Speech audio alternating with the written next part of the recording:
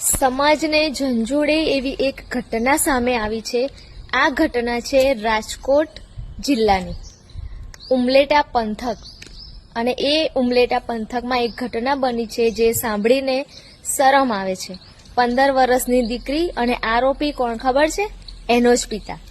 માતા 4 વર્ષ પહેલા કેન્સરથી મૃત્યુ પામી અને મરી ગઈ, અને પિતા રક્ષક નહીં ભક્ષક બની ગયો. 4 વર્ષ સુધી સતત દુષ્કર્મ, શારીરિક અને માનસિક અત્યાચાર, ઘરમાં જ નરક દીકરી માટે. દીકરી રડતી રહી, ચૂપ રહી, પણ તૂટી નહીં. એક દિવસ એ જ દીકરી ઉમલેટા પોલીસ સ્ટેશન પહોંચી ગઈ. પોતાના જ પિતાની સામે ફરિયાદ નોંધાવી દીધી. પોલીસે તરત કાર્યવાહી કરી.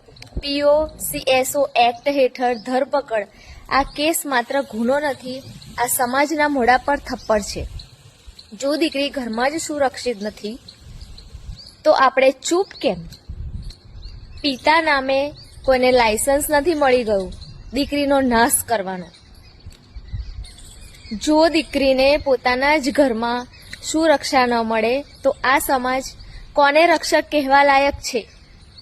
આવી ઘટનામાં ચૂપ નહીં રહેનાર સમાજ પણ ખુદ આરોપી જ છે.